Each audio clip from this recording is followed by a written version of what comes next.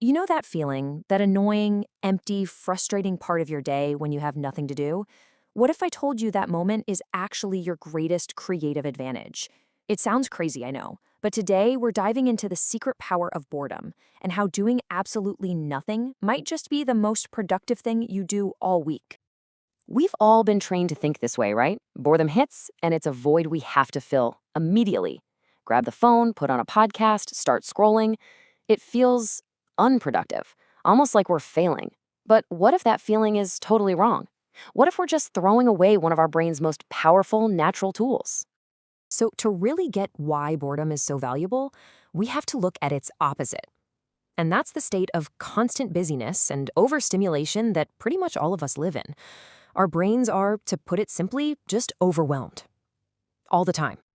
And here's the thing you have to realize. Our modern world isn't just distracting by accident, it is engineered to be this way.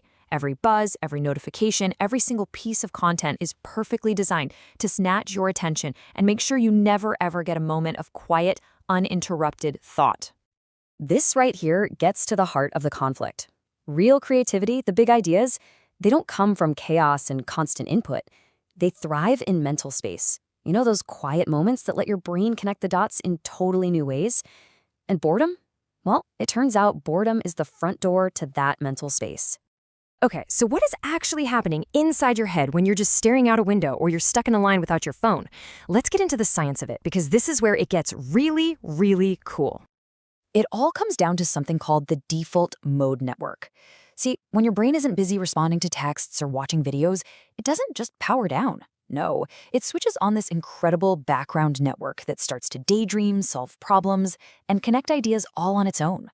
Think of it like your brain's creative engine, just waiting for you to take your foot off the gas so it can finally kick into gear. And this isn't just some nice-sounding theory. The data totally backs it up.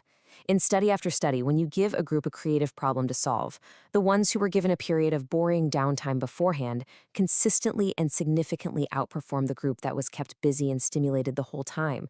The results are just clear as day. And this idea isn't new. Not at all. History is just packed with examples. I mean, think about Isaac Newton. He wasn't scrolling through a feed when that apple fell. He was just sitting under a tree, doing nothing.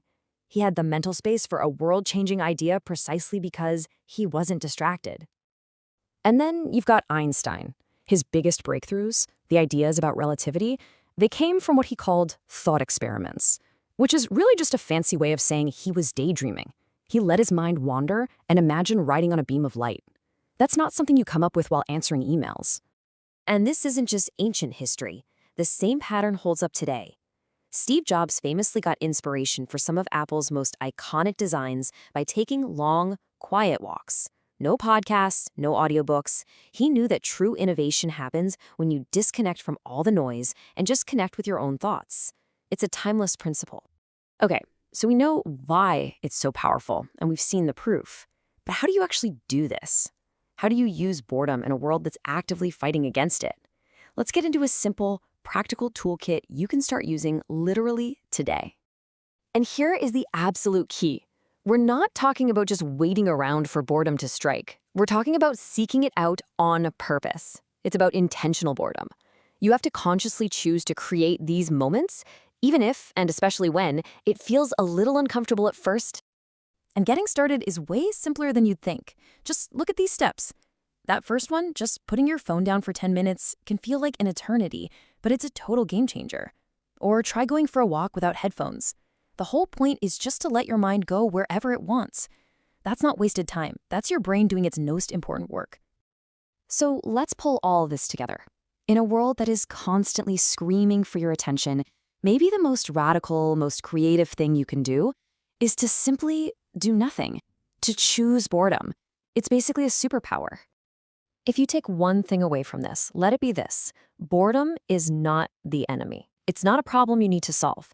It's the rich, fertile ground where your best ideas are waiting to grow. You just have to give them a little space and quiet. This is the fundamental shift in mindset we're talking about. It's moving away from that old view that boredom is wasted time, that it's a failure, and it's moving toward this new view that choosing boredom is a deliberate, powerful strategy for sparking creativity.